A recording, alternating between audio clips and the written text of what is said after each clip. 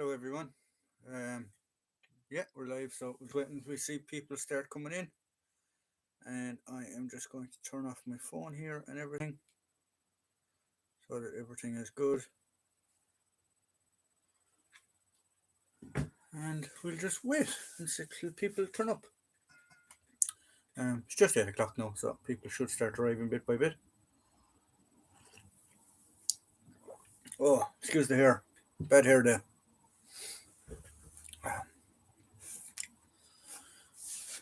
So, Military Collectibles, how are you? How we doing? Hope you had a good week. Nothing was too extravagant, shall we say? Too major. I see you're actually still a moderator, so that should hopefully. Dutch Medical, hello, how are you? Well, hopefully that should solve the issue we had last week with the spanners, but sure, we'll wait and see. Hopefully there'll be none of them in around tonight anyway. So how has your week been with everyone? We've a few things to talk about tonight, actually. Some stuff that's been happening in the background throughout the week that will be coming up. A chap that renovates, restores and renovates Cromwell helmets was on to me, and he is actually making me a reproduction, uber rare. They're very, very rare to find the originals, but the rare parachute helmet that was jerry rigged for public order in Northern Ireland. Extremely rare, extremely rare to find an original. But he hopefully will be making me a reproduction. So that's in the pipeline. So we should have that next week or two. So we'll be doing a video on that. What else have I been up to? I may have another supply of stuff coming down from the north. And hopefully next week I should have my stuff coming in to complete my World War, except for the uniform, but in general complete some stuff that I have already in the pipeline, such as the Royal Military Police cap. The red cover for that I have ordered. Stan, how we doing? How are you? I seen the video today that you did for the stuff I sent you. There's no problem with that. Just what was it I was going to say to you? Yeah, the one that's like a mustardy color. That's actually the guy that I got that off of. He does an awful lot of work and gets an awful lot of ex-movie props and stuff. So he said to me that that was actually done for the HBO TV series Chernobyl. Now, whether it was ever on stage or set or stuff, I don't know. But that's where that mustardy one came from. And the webbing and the shoulder epaulets, there's a red set and a blue set. They actually go with the darker brown uniform along with the webbing. And they were, because I know you collect Cold War era, that was the Russian advisor's uniform or the Russian army uniform in Eastern Germany at the time of the Cold War. So that's why I sent you them. I'm doing a vid tomorrow about British M37 pattern weapon cartridge pouches post-war order countries look like. That'd be fantastic because that's a bit of information that I need.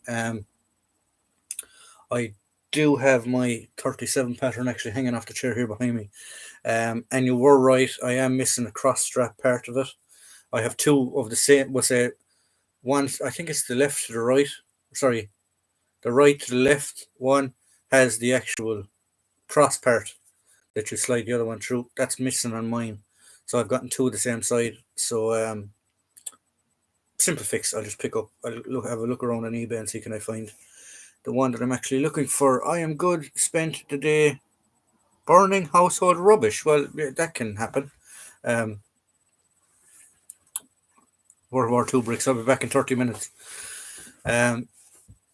Yeah, burning rubbish. Can't do that here in Ireland anymore. Actually, you can be fined for burning your rubbish and stuff, even if you live in the country.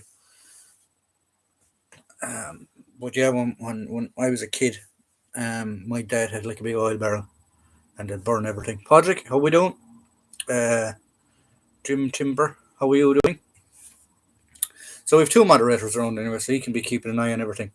Okay, good info. I'm going to have to get an Osprey man of arms book regarding Russian post-war uniforms. So yeah, so one of that other one, as I said, the mustardy coloured one.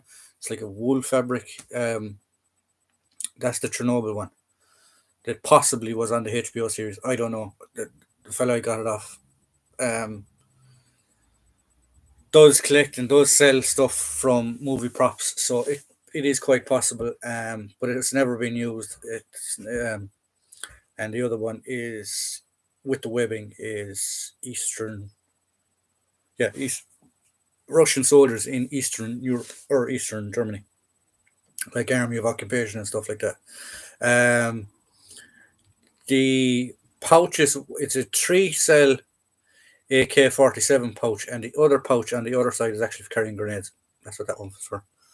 I'm your man for anything Soviet related. Yeah, he is actually. If Stan, if you see Podrick there, give him a wallop, and he will give you information. He's very good at Russian stuff. Uh, awesome gifts you sent, Stan. Look, I know I said in his video I could have sold them. I could have sold them, but look, they're no good to me.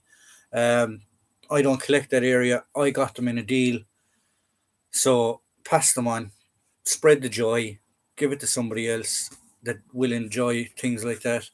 Um, and it's a big circle. I mean, like Stan doesn't have to send me anything, but I'm sure if he decides comes across something that he thinks I might like that doesn't fit in with his collection, he might send it on to me. That's the way it works. That's how I like for things to work, is to help each other out. The hobby is expensive enough as it is now at the moment. Never mind charging your friends and charging guys that you know prices for stuff that you're not going to use anyway. I mean, if I still had it, it'd be just here sitting in a box or sitting in a bag or something. At least it'd stand there. He can enjoy it. Put it on a mannequin. Wear it when he's having a beer inside in his men's shed of a Friday or a Saturday. Up to him, or he can set up his little tower outside in his shed and be looking into the neighbours with his bottle of Stella as if he was on Check My Charlie. I mean, who knows what he's going to do with it. But yeah, so that's the stuff anyway. Sorry, my uber rather large cup of tea. But yeah, so that's where we are anyway. I lost my train of thought. What were we talking about before Stan? Nice one. When I get all sorted, I'm going to send off some stuff I found. Jacket. There's no panic, Stan. There's no worry about having to send anything back. Don't worry about that. As I said, it's just. I mean, it'd be just sitting in a box here. If I wasn't going to use it, like. Yeah. So what was I talking? Oh yeah. So in relation to stuff I have been working on during the week, if you're just arrived. I have a chap who does well, he doesn't do reproductions. He renovates and restores Cromwell helmets and Mark IV helmets, which are up there. So he is in the process. I sent him, or we got a SOF Mark II para helmet, and that's gone to him, and he is going to retrofit it with a visor to try and make a reproduction of the unicorn of Operation Banner Northern Ireland Troubles, which is the para public order helmet. Very, very rare. I've only seen an original in a museum. I've never actually seen an original in a private collection. So that's in the pipeline. I have stuff coming from the UK, hopefully next week, to finish off collections that I have here. There's some World War II stuff in it. There's Blanco 97 in it, which I have been advised to get, was the Blanco that will get you through the most of World War II. So that's coming. There'll be a how to do video on how to Blanco your 37 pattern. There's one or two bits. There's the bayonet frog. There's the second version of the entrenching tool and half helve that fits on the back of the 37 pattern to finish that off. Um, there's the cover for my Royal Military Police cap that's coming, and I have one or two other bits and pieces coming, and I have messaged a guy today who's selling a World War II American collection, but I haven't heard back from him yet. So that could be in the pipeline as well. So it's been a busy week. I do actually do more YouTube stuff during the week than I actually do proper work, I'd say, probably. Um, how many colors? Color dots, blanco, Kevin. I know there was white and green. Oh, God. When I've been doing research, you have a Blanco 135, you have a Blanco 97, there's a white Blanco, as you said. There's about 4 or 5 different shades of green, even. Pea green is another one that I came across. But 97, Blanco 97 seems to be the universal one to get you through about 7. Yeah, there is about 7 of them. Um, but Blanco 97 seems to be the one that will get you through the majority of the war. If you get me, you come in at the start of the war, and like everything else, it slowly, guys, old guys would have had it at the start, and rather than changing a new set of weapon and changing Blanco throughout the thing, they would have just carried on using the same one. Um, so I actually don't know why there's so many different colors of Blanco. The Blanco, from my understanding, is to sort of clean the webbing and keep it better from the elements and stuff like that. I know we used to have white, but we used to use white Blanco. We used to use for our dress belts for parades and stuff like that. We used to actually use the scuff coat, white scuff coat that you'd have for runners. That's what we used to use rather than Blanco. And if it rained, you were shagged because you'd have white streaks running down the side of your tunic and down your pants, and it was a bugger to try and clean. Um, so yeah, fun memories. And then there was like other guys that I can remember would try and pull fast ones rather than polishing their boots. We said we'd have a big parade the following morning or 2 days time or whatever, and rather than taking an hour a day or whatever and doing your boots, doing your kit, having it ready, these lads would try black enamel spray paint, spraying their boots, and the minute they take one step, you'd hear the all the leather would crack, and next thing to be a sergeant major going or a company sergeant going through them for a shortcut. That used to happen. That happened. I've seen that happen a few times. Fellas trying to take the quick way rather than just put in the time and effort. Yeah. So that's it. We need to do the vote actually tonight because you're very bad at voting, guys. We'll give it a while. We'll give it probably the last 10 minutes. We'll do the vote on what you want to see for tomorrow. That was in the bag or the box from last week. To briefly remember what was in it. There was the general service or para backpack. There was. Or sorry, I'll do it the easy way. I'll go on what's been voted on already. What's been voted on already has been the German Panzer Beret, the I can't remember military collectibles. You might be able to remind me. What did you vote for? You voted for the SAS windproof smock. There's something else you voted for as well, if I can remember. I know you asked for 2 things. Podrick asked for the Paddy Whacker, which is this yoke. Um, lads, I'm Irish. Get over yourselves. The nickname for this thing is a Paddy Whacker, or a potato masher is another one. Um, that was voted for. Podrick, you asked for something else as well, if I can remember. So yeah.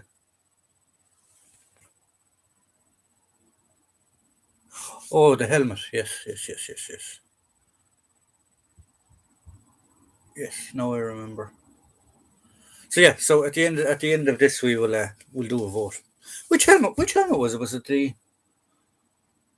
Can't remember. Did we get a helmet in that box? I can't remember.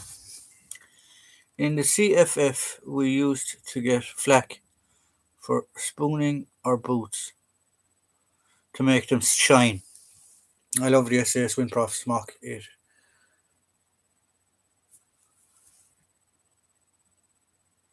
smocks shellacking for possibility. But yeah, the boots. There was lots of different ways. But yeah, which helmet was it? Military collectibles. I'm trying to remember what helmet I had. I know you asked for a few restoration projects. There's the Israeli restoration project that's coming up.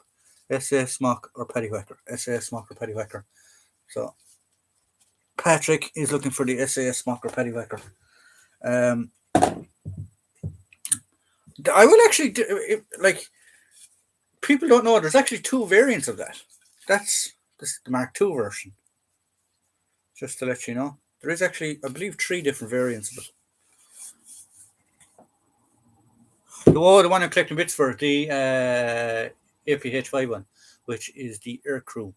That will have to be a while because I'm still waiting on parts for it. What I'm actually trying to find at the moment is I'm trying to source it. Any of you know where I can get them? It's an APH5 is the actual rails visor. There's like little blocks that go on the inside that the visor fits into, and then your dome piece goes on top of that with the bolt and the screw. So it's these little blocks that I'm trying to find. Yeah, I can find ones for APH6, I can find ones for APH7, but that is the older helmet, so it is the APH5, and I can't bloody find them. So I will have to use my superpowers of internet and go rummaging and looking for it. Yeah. So it's looking at the moment like it's looking like the windproofs jacket and the Paddywhacker. Sorry, just hit my table. Paddywhacker. So yeah, so we'll just do a final vote at the end and we will get to it. And people were asking me about this thing. Yes, YouTube, it is an Airsoft. That's the one, yeah. It is Airsoft. So don't have a panic. Now this is Airsoft, but it is actually being changed and has parts changed on it for a movie. Because the guy that I get an awful lot of my props off works for a props department and he does stuff for the movies or for documentaries or things like that. So this part of it, this bit, I believe is Hungarian. And how can you get the mag on and off with it? Yes, you can. With a bit of practice, you become fairly fast and fairly smooth with it. So it doesn't interfere with the loading and unloading of the gun. This part is Eastern German from the 70s. So that's where this is. So it is not an actual model of AK, if you get me. It has been put together from different AKs. And the reason I have this is because in my collection of Northern Ireland stuff, the paramilitaries, shall we say, this was the AK variants or variant was what they were famous for using. So that's why I have it. There are about 4 SAS windproofs, DPM, yeah, MPT, yeah, black. The one I have, the one we're talking about, is the post Falklands one, and you could actually, sorry, it looks like a Romanian one. Maybe it is a Romanian Pangar. You could be correct. Hungarian, Romanian. I'm not sure. Where are we going? Tangos are Romanian. Oh yeah, Dongle. Yeah. So where was I going? I'm going to the So the windproofs that I have are post Falklands. They were very very popular in the north, very popular in the Falklands as well. Now you could technically get away with doing a reproduction or not a reproduction, a representation, shall we say, for I won't say reenactment because you will have guys probably at reenactments that will pick up on it, but for maybe an airsoft event, maybe for a school event, something like that, you could get away with having it because there's only slight changes, and I will show them if we decide to do it on that, the difference between the two, what is Falklands and what's not Falklands. Operator, how are you? Hello, Stan. Stan, yes, it's known it's known, this bit of it has quite a few nicknames, as you can tell, why that foregrip is called that. Um, yeah, it's quite funny. Um, yeah, so that's the plan for the future. Um, I have another thing actually that I was going to run by you. People have been asking about doing impressions. Could I give them advice on impressions, and could I give them advice on getting into reenactment? No, I did, as I said before, I did do reenacting, but I'm getting back into the reenacting. I'm going to do World War Two now, and maybe a few other bits and pieces. Um, but I used to do reenacting for World War One, and I'm still putting together back my collection for that. But people have been asking me, young guys, stuff like that, they want to go to events and stuff like that. And airsofting seems to be the big one that pops up. You have different airsoft games. I believe in Ireland there was a big Vietnam airsofting military milsim thing above. So guys were asking me about that. But guys have been asking me about doing the Falklands. So what I'm going to try and do is I am going to continue with the mannequins on parade. But I'm going to do where I am actually we're going to call it live mannequins or something, where I actually put on the uniform. Because being a soldier, um, you learn tricks and you know how things should be worn, and you don't know how things shouldn't be worn specific ways, and things should be worn proper ways. Um, so I've been thinking about actually doing that as a series of doing uniforms for guys that I don't know want to get into reenacting, want to go to these milsim thingies or whatever, and doing like a cheap. Well, I won't say a cheap because you have to look the part as well, but maybe advice on where to get the stuff or what the stuff should look like. I don't know. Maybe we can try and trash that out and figure out what more we could do about that one. The early windproof Falklands, just nearly said something there. Smocks had rank slides on the back as well as the front. I have one, and it cost me a kidney. Yes, the original for the Falklands now are very, very expensive. Um, I'm not sure. I must double check it.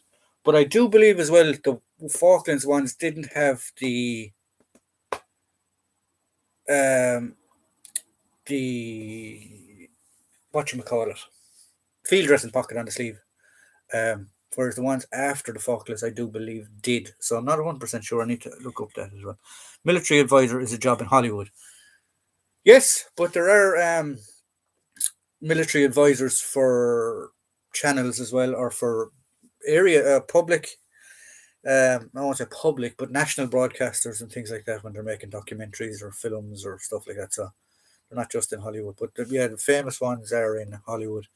Marcus Luttrell famously acted in or did a cameo appearance and was the advisor for Lone Survivor. Chris Kyle's wife, I believe, did a lot of advising on American Sniper, which I believe that film. I don't believe that film was made as good as it could have been. I believe it was Hollywooded to a certain degree. A lot of American hoorah. Nothing wrong with American hoorah neither, but I mean, um, yeah, I just believe it could have been done better. I actually watched it last night again. Fantastic film, and the effort he puts into his war films is unbelievable. Is Greyhound with Tom Hanks? My God, the CGI, the special effects, the whole lot, the effort he puts into his World War Two series of films is fantastic, and I can't wait to see the new project that him and Spielberg are making about the 8th Air Force over Europe, which is something along the lines of Band of Brothers and Pacific.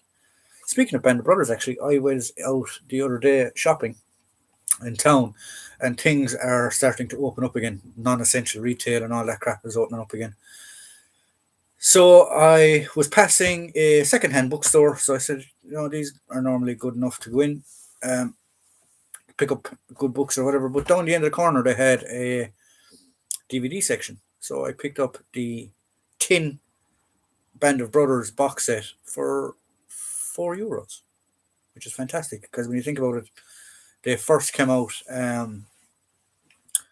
they were 20, 30, 40 pounds probably when you had the full box set. Um, so I do actually have, I'm noticing them more and more, but they're starting to get moths in here, which is worrying. And I have mothballs around the place and I have moth stuff. But I've noticed on my uniforms and stuff, none of it has been it, which is good. So hopefully it's just the odd one or two buggers that are coming in when I'm coming in.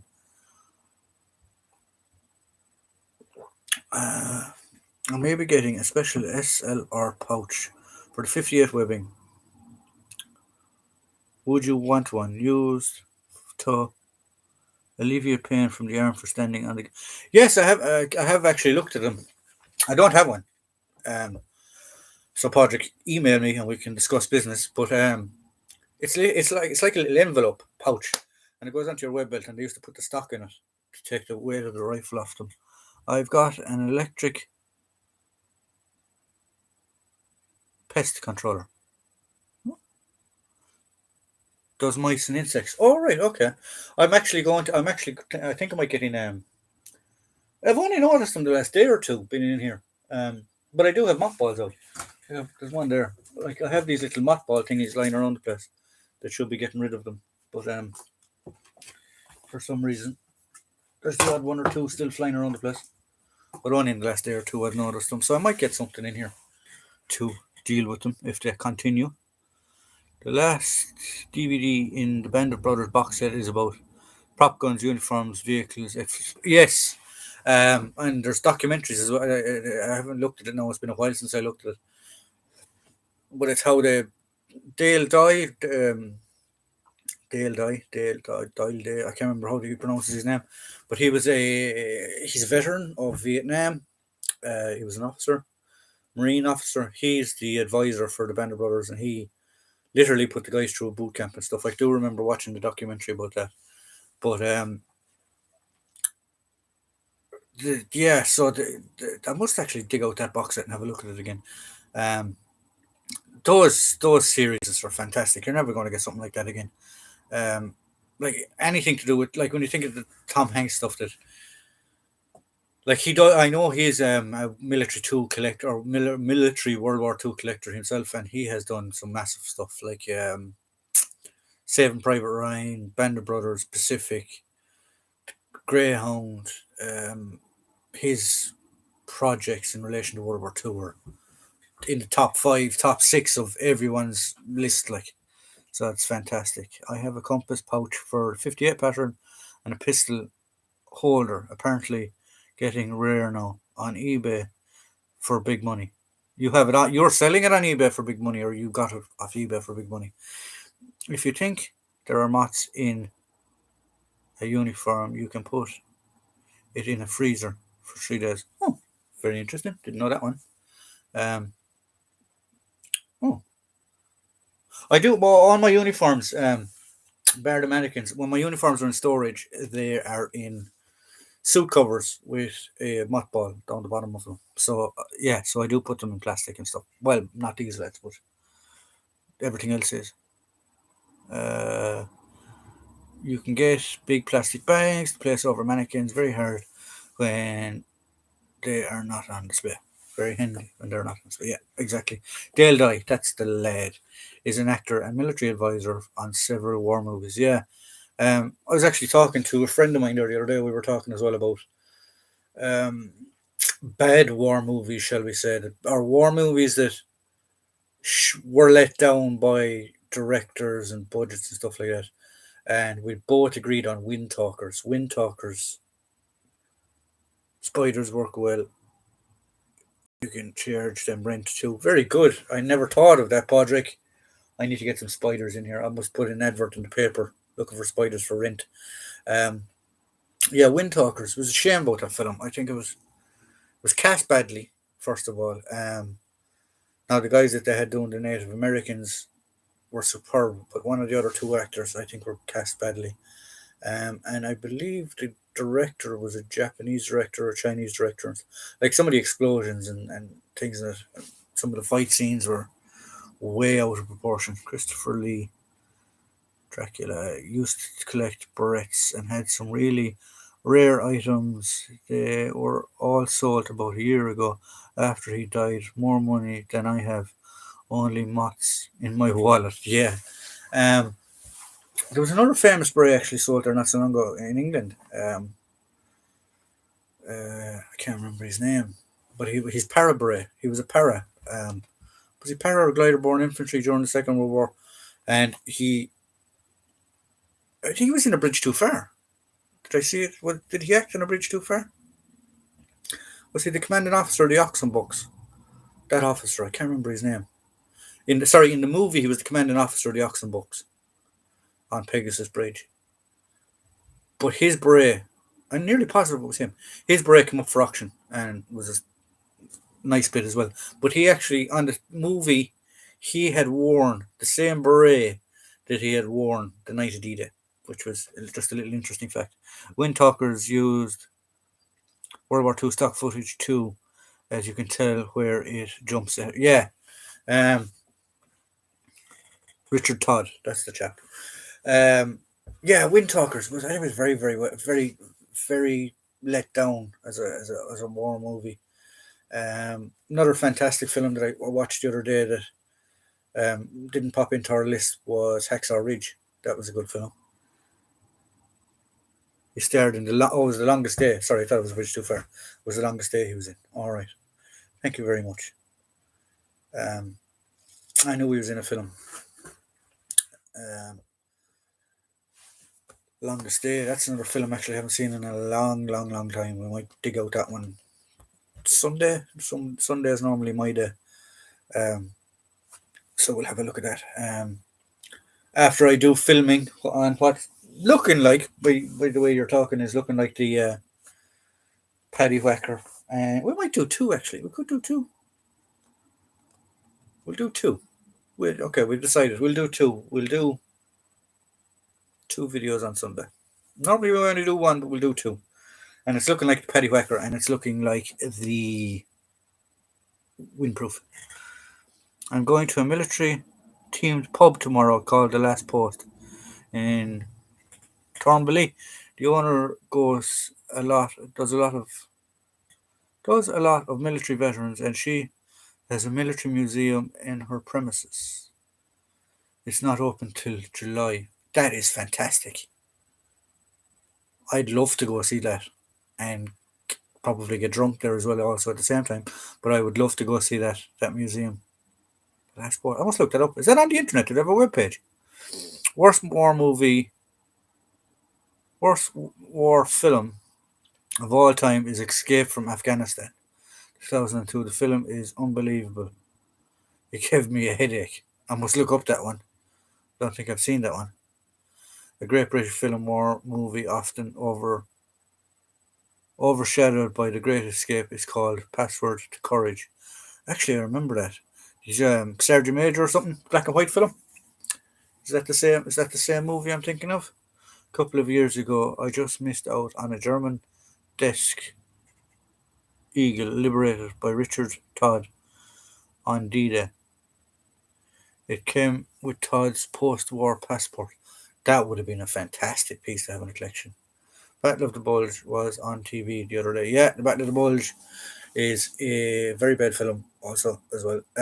Actually, a film that's overlooked as well that I watched before. I meant to bring it up was Where Trumpets Fade. I don't know if any of you seen that film. It's actually on YouTube. If you look, you can find it on YouTube. When Trumpets Fade. That's a good. I enjoyed that film. It's hard hitting, a very hard hitting film. Where have I gone? I wish I could type. Why have you? Are you having a problem typing today, Jim? Last post. Thornbilly. It's on Facebook. Okay, I must look at that up now. Last post. And I wonder how long that would take me to get there from Holyhead if I started walking, because our pubs still aren't even open, and for the last 4 or 5 days I have been craving just an ice cold pint of Guinness. I don't know. Hopefully we'll get back to normal. Yeah, May Dad, was an extra in The Longest Day. My dad, I believe you mean Dutch, was an extra. Okay. The beach scenes. Very good. I'm here. I'm here. Andrew, welcome. Sorry, my missus went to watch a movie tonight. So yeah, all right. Well, you're here anyway now, so that's no panic. Actually, I meant to email you during the week. I might drop you an email after this in relation to the Bren gun. You asked me a question about the Bren gun, so I'll get back to you later on an email. I have to watch The Great Escape again. My excuse me, who was in the RAF, showed me it when I was a kid. Probably one of the movies that really got to me. It got me really interested in history. Yeah, we talked about that before. There are a few movies that I can stick in my head that I watched that persuaded my collecting in certain ways. The Longest Day, I suppose, was one. Big Red One was another. Um, the Light Horseman. I don't know if any of you remember that. Gallipoli. They were very good films as well. The Wooden Horse, 1950s, is another classic. I have a Guinness. Have a Guinness for me. I will eventually when I can get a chance to. Red Rose of Normandy is bad as it's bad. I obviously I've been warned off because I've never heard of that Red Rose of Normandy. Must be a. I've been obviously warned off on it at some point in time. So yeah, thankfully I don't remember watching that one. That's correct. Bloody typos. Yeah. Um. Yeah. So there's lots of interesting things coming up in the pipeline. Um. I was told, or I have been advised, or I've been asked to tell people, if you, because I collect up banner stuff, and because an awful lot of guys um, aren't too happy about giving information over the internet, obviously. Um, if you do want to contact my channel or contact me directly, now I try and answer all the emails and I try and answer all the messages. Might take me a few days to do it, but I do. If you leave a comment on any of my videos, there's 100% chance I will return the comment or answer the comment. But it might take me a few days to do it. So people that want to get in contact with the channel, if you're afraid to do it over the live stream or if you're afraid to leave a comment in a video or whatever, um, and you've got information and you would like to talk to me or like to tell me, email me. The email will always be on top of the video descriptions. I can't remember off the top of my head now at the minute. I think it's like Shanahan Military 1944 at outlook.com or something like that. But the video will, or the email will always be on top of the video descriptions. If you email me 100% in confidence, that's fine. No one will ever know what information you give me, unless you want me to give out the information.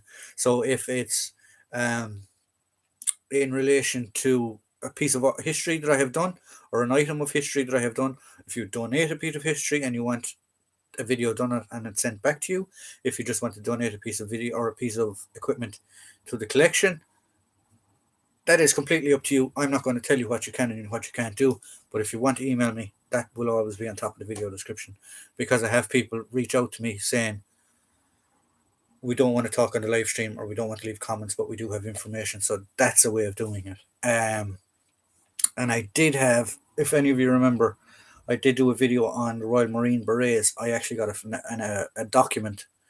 A viewer emailed me a document in relation to that. So I'm going to print out that document and we will do that on a video. I just remember there now. So, 1 second there now. The questions have just gone flying by. So we'll see where I am. Richard Todd's film, The 6th of June, 1956, was also a disappointment. Don't remember watching that one either. Do I have any IRA or UDF item? UDF items? Yes, I do have IRA and UDF items. You can't collect. Personally, my point of view, you can't collect a time period of time, up banner, Northern Ireland Troubles, without being inclusive and collecting all sides. Do I agree with all sides? No, I don't. Do I find all sides of the conflict interesting? Yes, I do. But I don't agree with certain aspects that the British Army did. I don't agree with certain aspects that the paramilitaries did. I don't agree with certain aspects that the RUC did. Do I hold that against them? No, I don't. But it's history, and it needs to be learned, and it needs to be taught, and we need to learn from history, and we need to move on, so it doesn't repeat itself. I hope that answers that question in the best politically correct way I can. I do have IRA items. I do have UFF items. I have UDA items, and I have UDF items. So yeah. If you want, I can do a video on them. I don't know how I'm going to do the video, but if you do want to see items like that, I can do a video on them, and we can try and work it out. Good movies on Amazon Prime. The Captain. I seen that one. Yeah, it's a subtitled one, if I remember. In relation to the breakdown of the German army in the Second World War. War movie, also Danish one called April 9th. I've never seen that one. Red Rose of Normandy was made by several reenactors.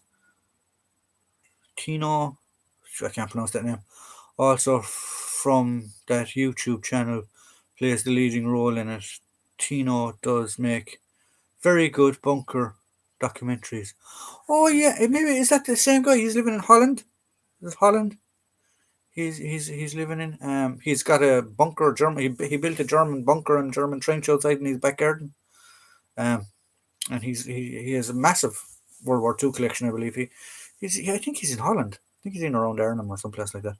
Very awesome. Thank you very much. Spoils of War Military.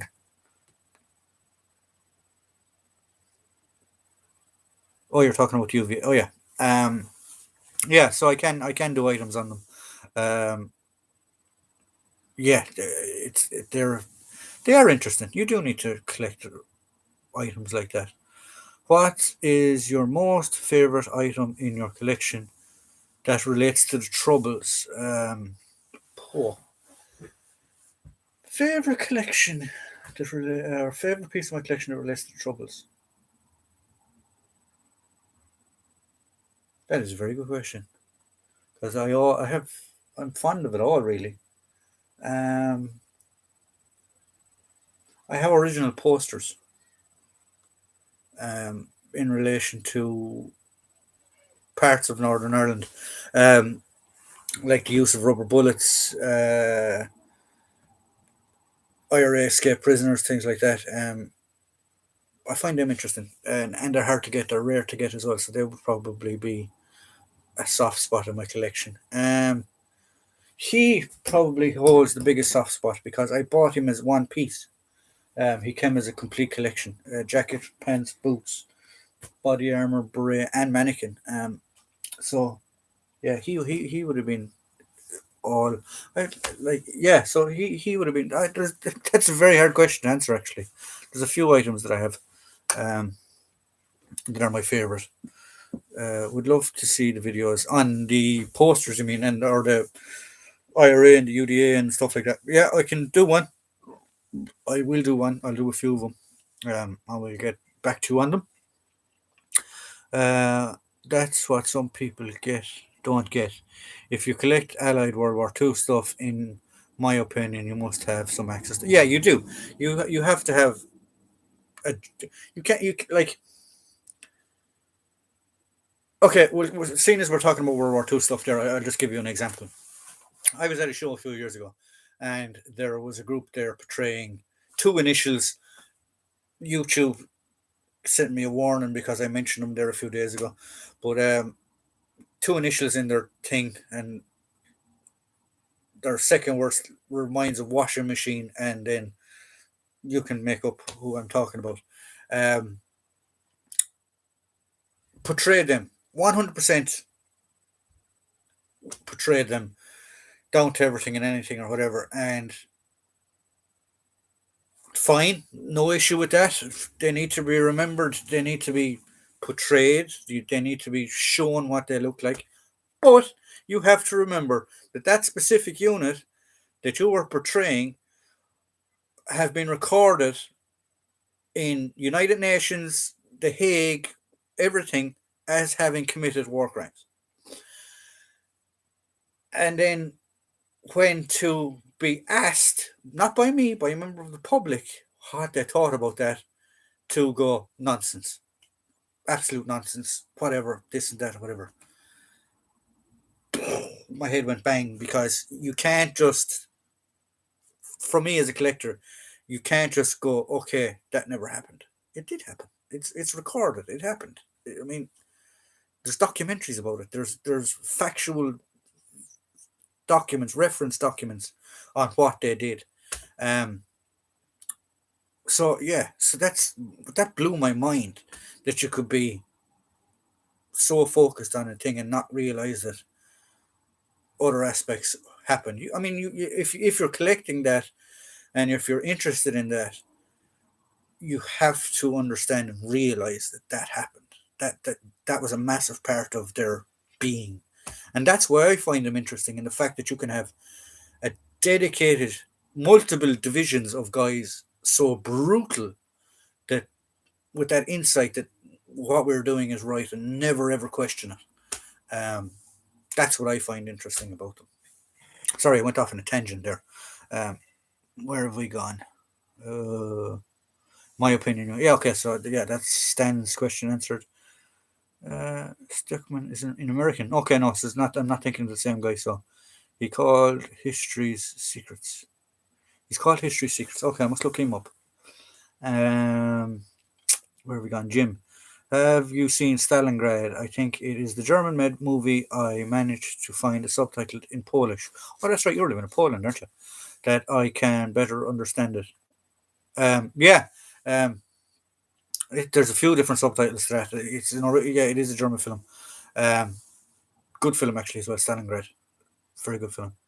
Picking a favorite item sometimes is like picking a favorite child. Yes, it is. It can be. Yeah, you don't want to pick your favorite kids. What do you believe is the most interesting place in Ireland regarding history? Oh, there's massive. Like there's so much history in Ireland. It's phenomenal. We can go back to Vikings. We can go back to Middle Age, Stone Age. Um, in relation to military history, I mean, there's the Battle of Aughrim, there's the Battle of the Boyne, there's the Siege of Limerick during the Jacobite Wars, there's all the 1916 stuff in Dublin, Kilmainham Jail, the GPO.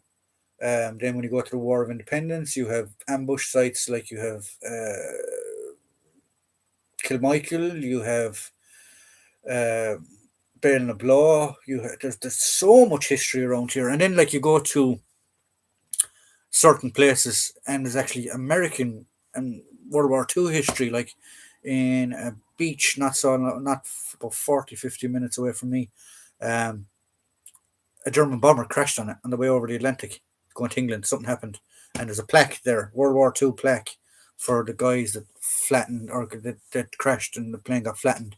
There's graves here from guys that were brought back from the First World War due to injuries and passed away here. There's Commonwealth war graves in a few different graveyards around the place. I'm not going to mention them because twats go vandalize them then. But there's guys that were killed by the IRA, the old IRA in graveyards here that were left and buried here. Um, so yeah, there's massive amount of military history and general history around the place, and that's one good thing about Ireland. One thing I love about Ireland is even in your own town, the history in your own town is ridiculous when you go back tracking it. I went walking the streets there the other day. That sounded bad, but when I went I went out for a walk the other day and I passed a chapel that I passed multiple times. And then I looked at the plaque in it and I went, holy crap, 1725, the chapel was made like. That's they're going. Like mental history like that when you think about it. Like, where are we going? Is the guy who is retrofitting the Paris helmet the same guy who is selling retro Commonwealth helmets, visors for 100 on eBay? I don't know. I don't know if he sells them on eBay. Um, I got in contact with him through a different thing. And if he is selling a retro or a repo, I won't say because he doesn't sell repos. The guy that I'm dealing with doesn't sell repos. He restores them. £100 for a restored Cromwell isn't that bad. If you, in my eyes, I don't think it is, because one of those without the visor, without the shell or stuff, they're selling now nearly for 50, 60, £70. So I mean, whatever effort it takes to him to put in the visor and stuff and redo the lining and things, I don't think £100 is a bad price. Personally, that's my opinion. If it's the same guy, I'm not gonna. I don't know if it's him, so I can't say. The majority of Waffen ex reenactors are fantasists with no genuine interest in military history. Yeah, I noticed that as well. That's probably why I got peed off with doing the World War I stuff. Because I used to try and stay neutral, if you get me, just go to shows by myself, or I might get a group that are friends that I knew that were good at reenacting or whatever, I'd tag along with or whatever. And like, you're putting in so much effort into your impression, down to your wash roll, to make sure you have the correct knife, fork, and spoon in it, the correct razor in it, the correct soap. You're putting in that much effort into your collection or and your representation, and then you have, for no want of a better word, fantasists across the road. God only knows what they're dressed as, what they're portraying, what they're showing. Um, no interest in history, no interest in actually finding out information. They just want a weekend away from the wife and have a few drinks. That bugged me a lot. Um, where are we gone? Am I right in thinking that the VYT will put a warning on you if you mention that? Yeah, I got an email from them that they have changed their guidelines and stuff like that. So if I show a item like this, I have to explain that it is decommissioned, it is an airsoft item, it is not a real item. Um, and if I'm talking in relation to that group, I can't just mention them. It has to be in reference to history, in reference to a. Now, I believe somebody reported me because of the twats last week. Um, so yeah, but everything's fine. Everything was emailed, and I was actually directly talking, which is strange. I was actually directly talking to somebody on YouTube, and they were saying, "Yeah, we've reviewed your channel. It's a historical context channel. Blah blah blah blah. Blah. We're fine. We're happy for you to carry on." So yeah, forget about it. It's done. It's dealt with. Problem solved. It was obviously one of the twats last week because they got blocked or something. My aunt was from Cork, and she used to tell wonderful tales about the place. Yeah, Cork is fantastic. There is actually a show. The Cork military show is going ahead this year. So hopefully I'll try and get down to that, and I will do a video on it if I can. If any of you know the organisers, I do know the organisers actually, but I must try and email them in relation to going down and doing a video on the place. Military Collectibles, the SS is indeed labelled as a criminal organisation, except for one branch, namely SS. Oh, did not know that. No, that's an interesting fact. I actually found. I think I might pick one of them up just for the giggles. Epic Militaria have a phase, and phase. They have a grey one and they have a red one, and they were the 13th division, from Croatia. They're reproductions, but I think I'll pick one up just as a talking piece, really, because I just think it's very interesting. Because like that, these guys were supposed to be uber right wing, uber Aryans, uber whites, uber this and uber that and everything, but yet it's all right. We're down bodies. We're getting massacred left, right, and centre, but it's okay for these lads to join up. Yeah, so that I find them interesting.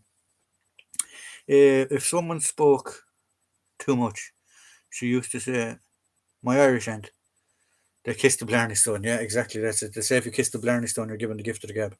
Where are we going? Sorry, Dutch medic. Shane, how are you? Dutch medic, £15. That's a steal and a half. Unbelievable to get a helmet for that.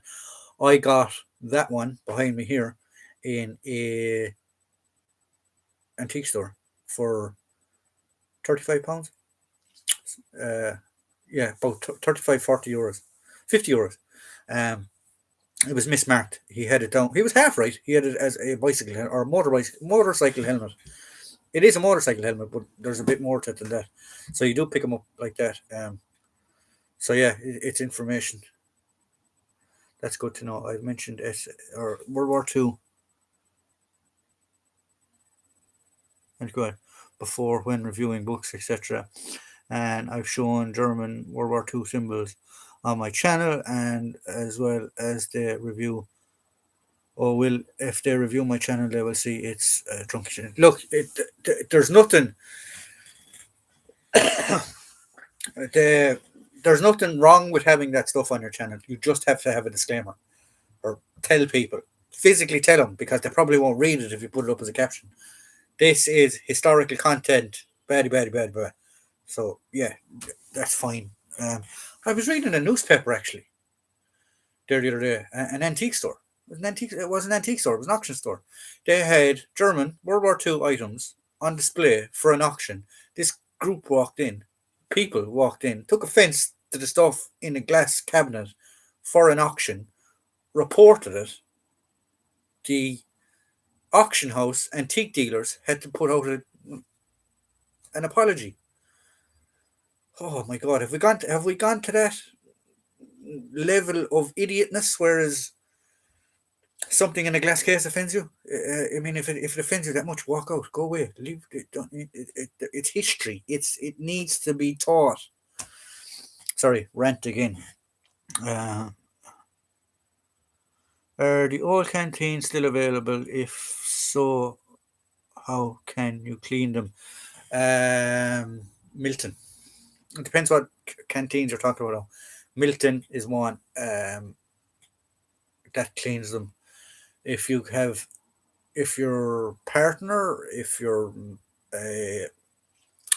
sister, anyone that you know has a baby's bottle sanitizer thing, it's like a little special machine. They're very good for doing it as well. Just keep rinsing it out, wash it, rinse it out, bottle brush, getting around the edges and stuff, try and clean it out. Yeah, they can be cleaned. Your channel is superb, Stan, mate. Yes, your channel is superb, Stan. I really enjoy your stuff. I do really enjoy your stuff. I get a bit of a giggle out of watching it. I'm too much of a bore and I try to give the facts too much, whereas you're just laid back and just, yeah, whatever, lads. Which I think is good too. Yeah, cold tea. I keep forgetting to drink tea and it ends up getting cold. So, right. So, we'll carry on talking for another bit, but because we're at 58 minutes, will we decide so on doing the Paddy Whacker Mark II and the windproofs for tomorrow? Everyone happy with that? Show of thumbs, show of fingers, show whatever you want.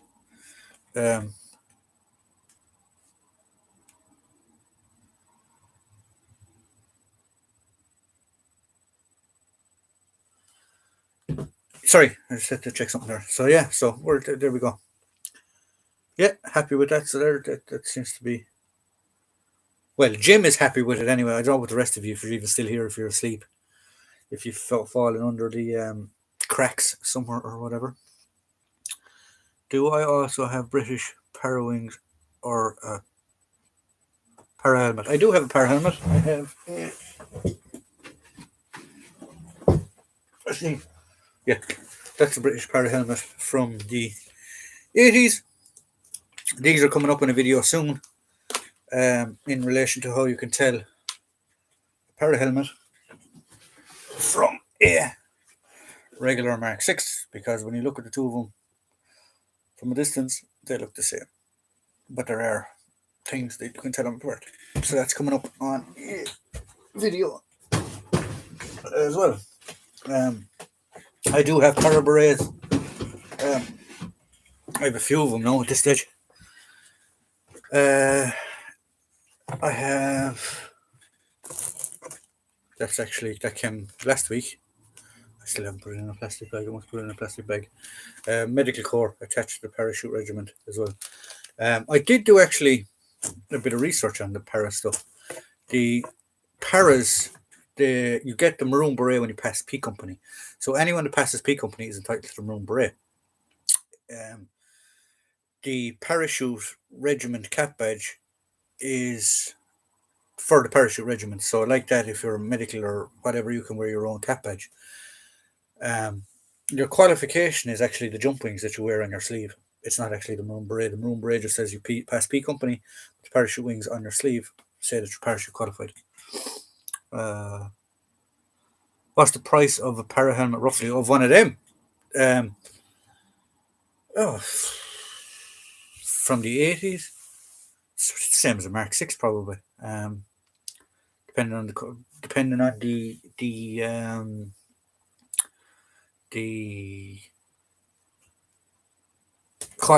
not the quality. Yeah, the quality, depending on whether it's been damaged and stuff like that. I suppose I wouldn't pay more than 40, £50 for one for over in England where you are. Yeah, I wouldn't pay that much for them. BBC 1976 Bandit Country Paranormal. Yeah, British soldiers. Or is it using DPM material as SLR covers on the butts, the handguards? Was that common? And how do they do it? If I've seen it anywhere since, yeah, it's called scrimming a rifle. It is very common. Um, those guys could have probably been in a rural area, so they would have cammed their rifles for rural patrols. And it's literally you just get strips of DPM, Hessian, whatever, and you just wrap it around the stock or wrap it around the foreguard or whatever. We used to do it with rifles as well. Recce lads would do it with their rifles a lot as well. And it is literally just to break up the outline of the rifle, because if you have the Rhodesians were the first to do it, really, they were the first ones to mass paint their rifles in the bush wars.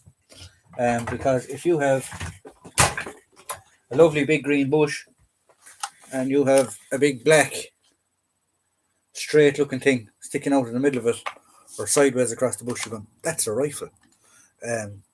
Whereas if you camouflage it and paint it and stuff, and if it breaks up, it makes it look better. So it is a common enough thing. Will be interesting to see the variance between infantry and the para. Yeah, there are from a glance they look the same, but when you actually hold them and show them, there is differences.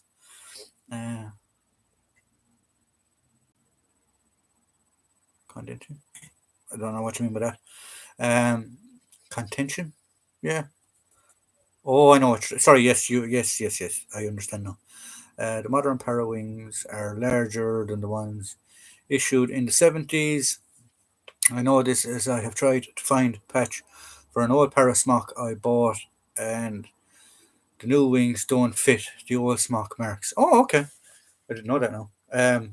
I know that the treads and stuff are done. The older ones are made of cotton, whereas the newer ones are made of nylon and things like that.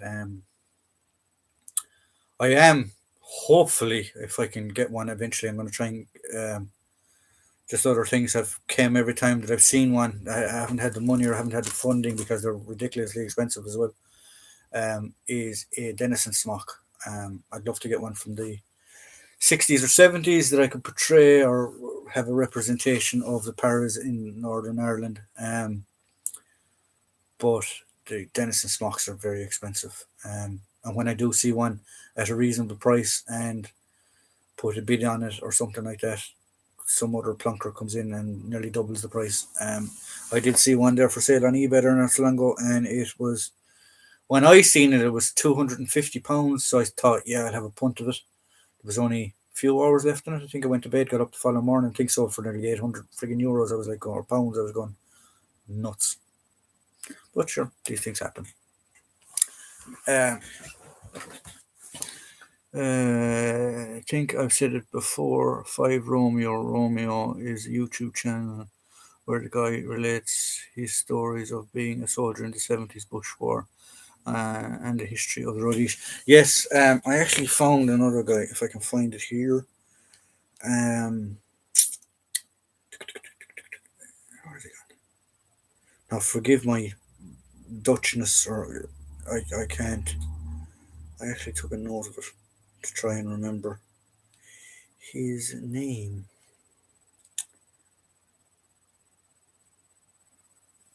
But he does interviews with uh, Rhodesian guys, um, soldiers. Oh, where's he gone? I'm trying to find him here anyway. Something von. Oh, I can't find him now when I want him.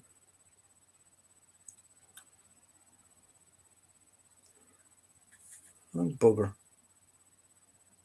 I had it ready to go and everything. I'll have to write down. I'll have to write it down for next week. Oh, I can't think of his name. Got my Denison smock for £4 at a car boot sale. Lucky me. Yes, Arthur. How dare you? Do you want to sell it? I'm only joking. I saw a Denison go for that amount too. Early 60s pattern DPM. I'm going. Is going for big money too now. Yeah, the DPM ones are going for big money too now. I seen a.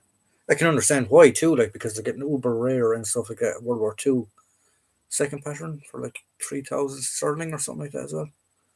How much is S10 gas mask? How much is an S10 gas mask? I think they're only after we made surplus now, so you're talking 20, £30 probably. Tenner. Yeah, I wouldn't pay more than 30 quid for one anyway if I seen one. I bought a World War Two Denison smock for a jumble sale for 50p on on a clothes stall. Had a battle through the old women to get it. Lads, how do you find these things? Denison smock for 50p. Oh my god, I would be over the moon if I could find a Denison smock for that price. Have you ever heard of Congo Muller? There's an old Wehrmacht officer who was a mercenary in the 50s and 60s in Africa. I've never heard of him. I've heard of, because of the Irish being in the Congo, though, I have heard a lot of the um, Belgians. They dealt with an awful lot of Belgian mercenaries, an awful lot of French Foreign Legion mercenaries, and things like, or ex French Foreign Legion mercenaries and stuff like that. So, yeah, so they're nuts. I haven't heard of him. I must look him up, though. S10s used to be like 30 quid max, but COVID destroy the prices. Was there people walking around? Was there people buying gas masks because of COVID? It wouldn't surprise me if there was. I've got a DPM Falklands one for £50. I got a DPM Falklands one for. Oh, you're talking about a Parasmock. Uh, yeah, that's a good deal as well. I was looking actually there the other day. Even 68 pattern stuff is gone phenomenal now as well. Thanks, Arthur. I'm in the States, been looking for one. Oh, an S10. Oh, okay, S10 respirator. Um, yeah, they're common enough. Look up eBay or something like that. UK eBay or the Irish eBay because they're after being made, they were made surplus there not so long ago. Um, so there's probably a rake of them still around the place for sale. I thought the Denison smock I got was a Rhodesian jacket at first. Wasn't disappointed though. Yeah, the Rhodesian bush stroke camouflage now as well is very very popular. I am trying to put a representation or reproduction together for a Bush Wars guy because I have a Irish guy that I have been dealing with his family and talking to his family about doing an article on or a video on who was in the Bush Wars.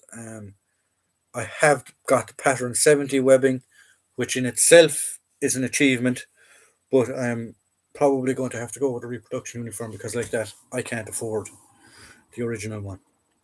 And unlike a very very I like I don't know, like YouTube doesn't pay us people. This is a hobby as well, so YouTube doesn't pay us, so the money does get costly too when you're buying stuff.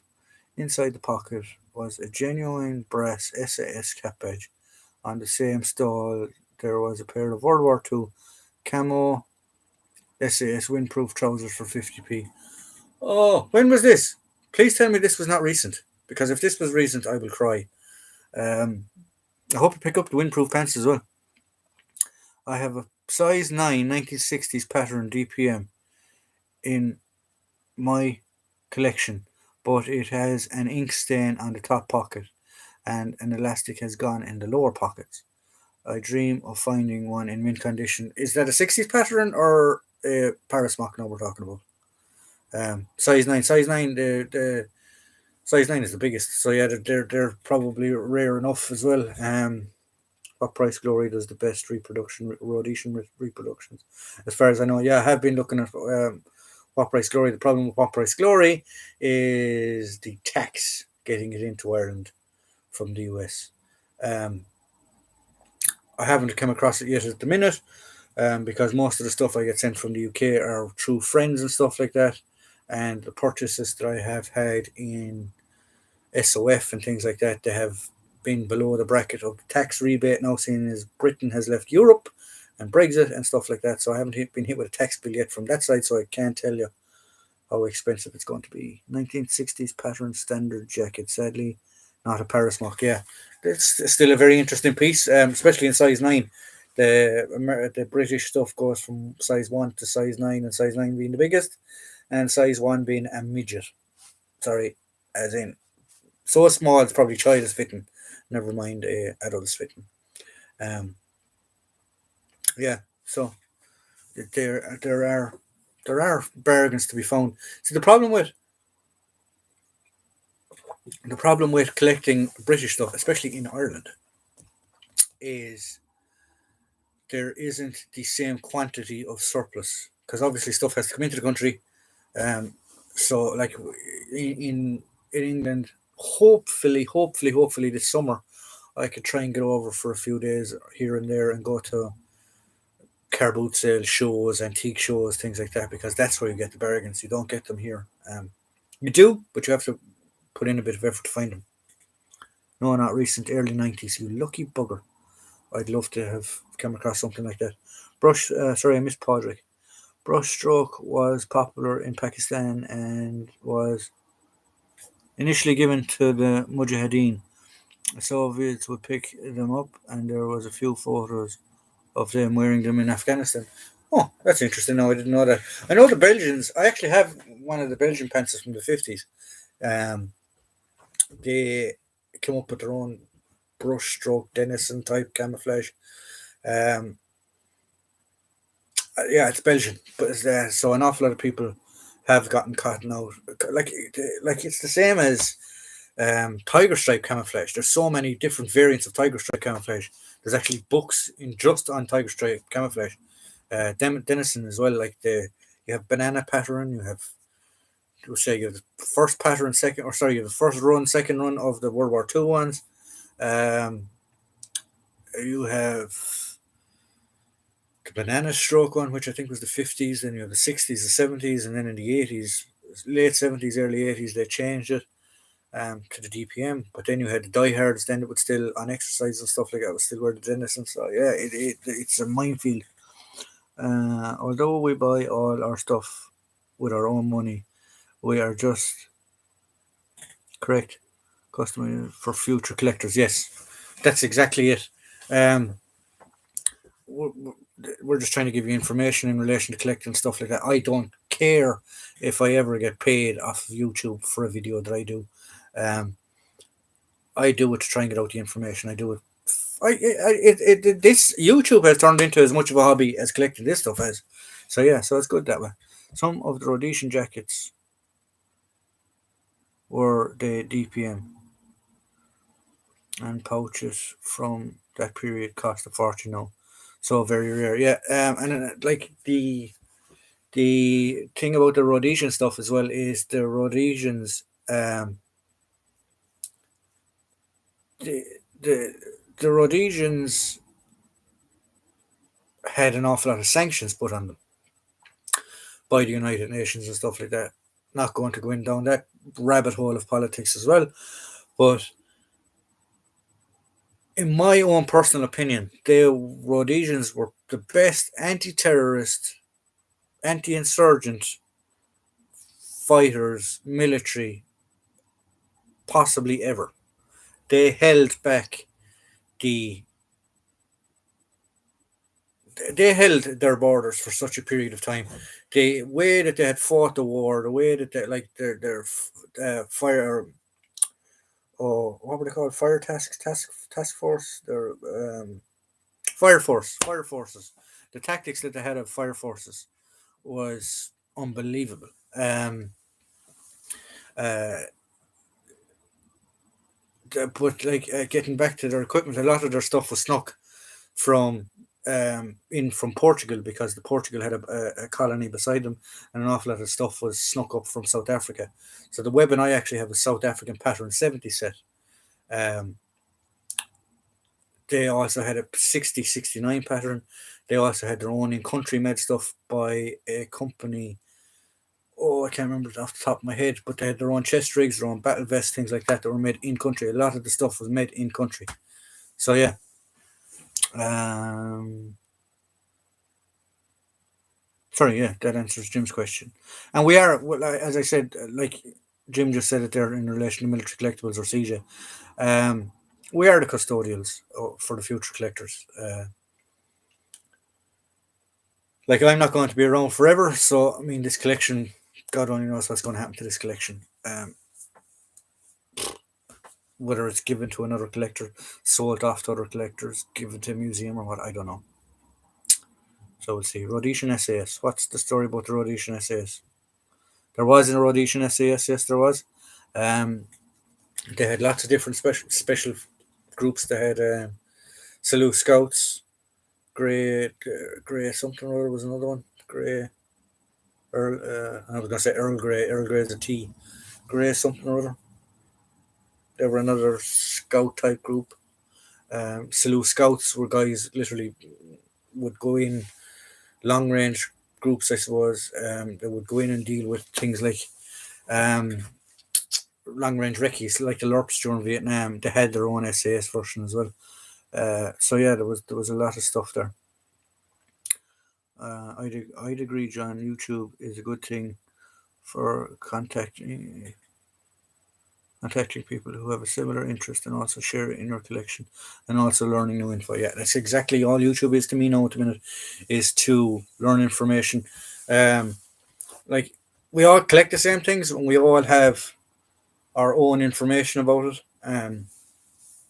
I learn every day off of military collectibles. I learn every day off of Stan. I learn every day off of Rifleman Moore. I learn every day off of other channels that I watch. Because you pick up a piece of information that the Grey Scouts, that's them. Um, you pick up other information that other people have that you don't have. Recently found out you have a Facebook too. I do have Facebook. I need to try and figure out though how to join the two between Facebook and YouTube. So when I put up something on YouTube, it goes to Facebook. I'm not very IT literate like that, but I will figure out how to do it. People have been on to me as well about getting up a Discord server. Don't have a clue what that is. People have been on to me as well about setting up a Patreon. Don't have a clue what that is. I do believe it's like a donation type thing, which I don't agree with neither. I don't think people need to be funding. Like if you want to donate something, that's fine, but I don't think people need to be funding my collection either. Um, I don't know. I have to think about it. I have to work it out. Uh, Not a collector myself, but I love military. Hello, Lynch. Hello, how are we? Yeah, I can't pronounce your for Emihan. Um, you you learn much from my channel. You will not learn much from my channel, Jim.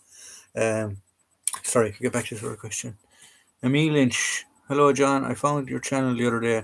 Not a collector myself, but love military videos, and such.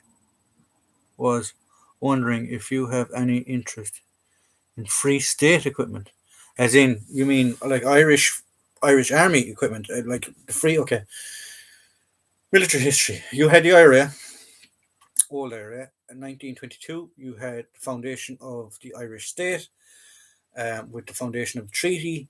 That army became known as the Irish Free State. 1933, 32. They formed a republic, became known as the Irish Defence Forces. So yes, do I have an interest in Irish Free State stuff? Yes, I do.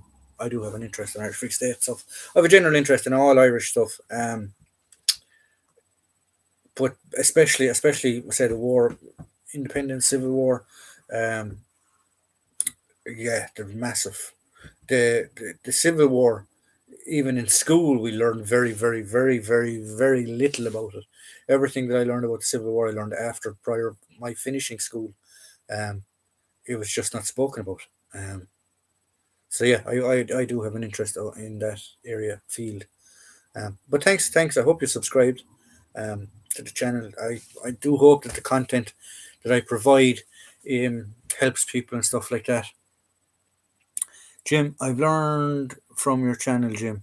Your videos on DPM made me realize that the Trump I saw in the high is actually one in reality. Old DPM Parasmock. I must look at some of your videos, Jim. I'm so behind on looking at guys' videos. I know Stan did one today for me on an unboxing. Just gave it a quick look, and because I knew he'd be in tonight to talk about it, military collectibles, Rifleman Moore. What was the last video I watched on military collectibles? Oh, it was the ear bomb thingy. Yeah. So I don't know if there's been videos up since that. I know Rifleman Moore has videos I need to catch up on. There's so many stuff I need to do. 1949, Become a Republic. There you go, Podrick, the historian. Very good, Podrick. Thank you very much. Was it fun? Was it that late? We became a republic? I thought it was in the 30s. Jesus, that tells you how much I'm paying on actual history. Um, so yeah. So we're going to give it another 10 minutes anyway. But in relation to the videos, we have decided on the Paddy Packer and the windproofs. So stay tuned for them tomorrow. They will be up tomorrow. Um, I'll probably do some of them, do the research on them tonight, and then film them tomorrow, edit them, so they'll be up around 7 or 8 tomorrow evening. Yesterday, Friday, Saturday. Yeah. Oh, pardon me. My dinner's repeating on itself. So yeah, so we'll have that up, and we'll be good to go. Um, yeah, that's happy. I'm happy. I haven't. I'll just have to. I haven't scheduled a video for Sunday. Actually, yeah. So tomorrow's Saturday, so I'll do the shooting tomorrow. Edit it. I'll put one up tomorrow. We'll do it that way. I'll put one up tomorrow, and I'll put one up Sunday. Entertaining for the weekend, so you can get your fix of Shanahan Militaria on Saturday and Sunday. Yeah, so that's what we'll do. That sounds like a plan. So, who actually? I'm actually. It was just for pig iron. Where's my yoki? There it is. Participant. I just want to check something.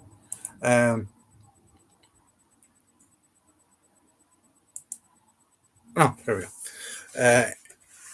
It tells me I have 15 people online. So, yeah. So we'll get it. Do you do your own editing and effects? I do my own editing and effects, and I've trial and error. I learn it bit by bit. The editing I use or the editing software I use is a free one. I found it on the internet, and it is called Shotcut. Um, there's actually tutorials on YouTube how to work it. You do need a laptop though, because I know you're filming on your phone. But if you have a laptop, or if the wife has a laptop, or the person next door has a laptop, it's very easy to use. I watched 2 or 3 tutorials and had a go of it and figured it out. I'm still learning bits and pieces with it, so that's what I do. And it works fine with me. Thank you so much, Stan, mate. What did he do to you now, Jim? Oh, for watching stuff on the channel. Yeah, I must actually give your stuff another watch this evening, Jim. And I'll start commenting and stuff on it. Would you agree that the mid-80s saw a move away from the improvisation of the British Army so that their soldiers could be used in both conventional and unconventional warfare. I don't know. Would I agree with it? I don't believe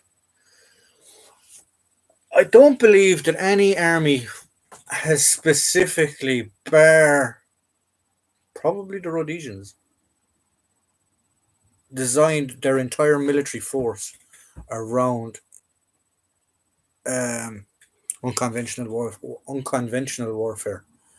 Um, yes, you would have like the SAS, SBS, um, trained in unconventional warfare, but I believe the Rhodesians were probably the only ones that in mass had their military trained for unconventional warfare. I don't even think during the Northern Ireland Troubles the British Army was completely trained in relation to unconventional warfare. I reckon it was literally just trained in public order and supporting the RUC. So yeah, so that's a very good question. Republic Act was 1949, and the one in the 30s was the new constitution. Okay, so I wasn't wrong, completely wrong. I just had them mixed up. That sounds tremendous. I'll check them out over the weekend. Yeah, that's perfect, Dutch. Thank you very much. Do you also have Irish Army insignia and epaulets, and can you show it? I do have Irish Army stuff. I'll show you here quickly because this is my all my stuff from when I served.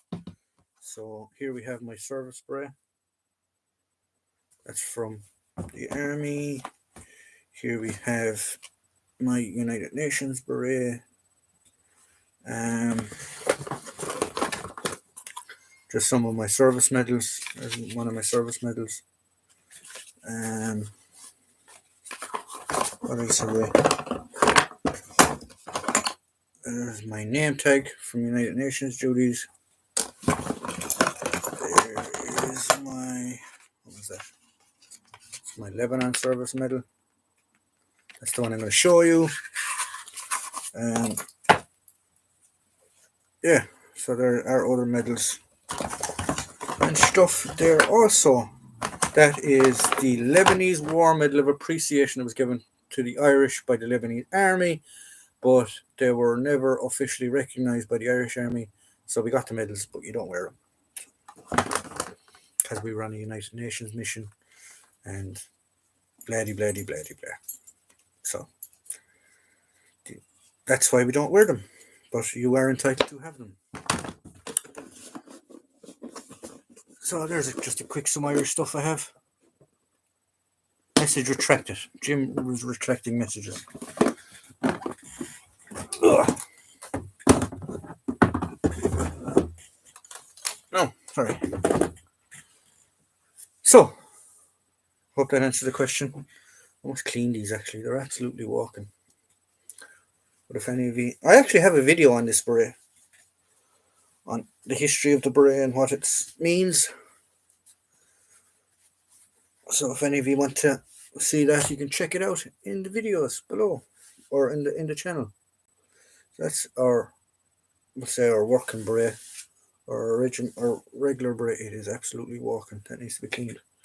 And then this is our United Nations beret. Yeah. So there you go. Awesome medals. Better thank you for your service. You don't have to thank me for my service. I enjoyed every minute of it. And if I had my time in the morning, I would do it all again. And I would have stayed in the army only for I got injured. We talked about that before. I'm not going to go over it again, but we talked about that before. That's why I left. But if I had my time over again, I would not change it one bit. To retract it due to poor spelling. Just shoot away. I'm absolutely atrocious at spelling. If any of you see my comments and stuff, where did I serve as UN soldier? I had a few. I served in Lebanon, the most famous one, South Lebanon. I was actually there when the Israelis withdrew in 2000. 2001? Was it 2000? No, it wasn't. It was 2000. Because I can remember I was going somewhere else. And I can remember sitting inside in the medical hut after getting inoculations, going where I was going and watching the Twin Towers come down. So that was in 2001. So it must have been 2000 because I wasn't home that long when I volunteered to go somewhere else. Do do do you do milsim or airsoft? I used to do airsoft. I used to do milsim as well. Been a long time since I did it. I used to go to a big place, big military milsim in Ireland. Probably the biggest was called Belurgan. I was there once or twice. So I do know an awful lot of the guys from the airsoft community. That's why an awful lot of guys from the airsoft community have been asking me questions to know in relation to will I arrange mil sims for them, or how could they arrange mil sims and what they could do for mil sims and stuff like that. I don't know if I'm going to go down that field and help them out, but I will give you information if you need it. What's the daily routine of the Irish Defence Forces soldier? In barracks or overseas now, do you mean, Padraig? In barracks, you start at 8:30 in the morning and you finish at 4:30. It's your normal working day unless you're on a course or you're on duty or something like that. So you've parade at 9 o'clock. You've you have to be on parade at 8:30 for CS parade or company sergeant's parade. That's basically a roll call. Then at 9 o'clock you have CO's parade, and then after CO's parade, then you are fired around the place, whether it's to clean a shower block, go down to stores to move stuff. This is if you're on the lines or general infantry unit. Um, you have morning jobs. So then at 10 o'clock, you have tea, morning or smoke break or whatever until 10:30. Then you go back and you finish your jobs until 12:30. Then you have lunch break from 12:30 until 1:30. Then you have CS parade again at 1:30, and then you have CO's parade again at 2:00. And then you're given jobs normally from 2 till 3, and then from 3 till 4:30, you can go to the gym or you can do whatever you want pretty much. So that's normally the day's routine. And then you have 24-hour guard and stuff like that and things like that. I just got into it. What? Oh, you just got into airsoft. Oh, very good. Um, yeah, so there is airsofting and stuff like that. So yeah, in relation to Ireland, airsofting would probably be yeah. Look, airsofting is interesting and stuff like that as well. Like some of the stuff the guys put into their regiments or not their regiments, their portrayals, their whatever at the mil sims, whether they're American Special Forces, SEAL Team 6 or SAS or whatever. The money they spent is phenomenal on some of the stuff. Like, if you had a free pass, which regiment would you most want to serve in? I presume now you're talking about the British Army. Um, because we don't have regiments in the Irish Army, you have battalions. But if I had to go to the British Army, do um, the British Army, I suppose the Royal Marine Commandos, I would find it. I'd go for or Irish Guards would probably be my two picks. Royal Marine Commandos because I just like the history of it, and um, the Irish Guards as well because of the history as well, and it's an Irish regiment. I suppose I could join the Royal Irish Regiment as well, but the Irish Guards would be more interesting to me than I believe the Royal Irish Regiment. And do the reserves get the pleasure of watching? Of watching which? Of what we do during the day? The reserves. It's changed since I was in the. At the time, the reserves were separate. Now the reserves had their own battalions, and you had regular guys attached to them as training advisors and clerks and things like that. Admin roles. But now they have changed it, and the RDF are attached to regular army battalions, a bit like the TA in the British Army. So I don't know what way they work now, or what way their training schedules work now. Before it used to be 1 day a week and every second weekend or something like that. I can't remember. Royal Marines are superb. So are the Irish Guards. Awesome. Cheers. Yeah, no problem, Jim. Yeah. So there we go. So guys, we've given it an hour and 35 minutes. So happy with today's live stream. So what I'm going to do is I'm going to log off, sign off because I'm getting a bit tired now myself. I'm getting a bit hungry. Thanks for coming in as always. This video will probably be live tomorrow morning. As I said, so I will put the email and stuff on that if any of you want to get in contact with the email. The vote or the recommendations have been the windproofs and the paddy whacker. So they will be done tomorrow, and so I'll have a video of one of them up tomorrow and one for Sunday. I don't know which way I'm going to do it yet, or I'm going to do. It'll be a surprise. So that's the crack. So I hope you enjoyed yourself, and I hope to see you next Friday, as always, 8 o'clock. The admin, lads, if you can drop me a message during the week on the email to find out if there was much shenanigans going on this week. Podrick, Military Collectibles, I don't know who else is there today. Andrew, if you're still around, you are the moderators to let me know if there was much people that had to be blocked and stuff, because I will email YouTube in relation to those twats and get them dealt with. So, yeah, so that's it, guys. I'll see you next week, Friday, 8 o'clock. Videos will be up over the weekend, and I hope to see you for next week's video, YouTube, or live stream. God, I'm getting tired now. So, we'll see you then, guys, and have a good week.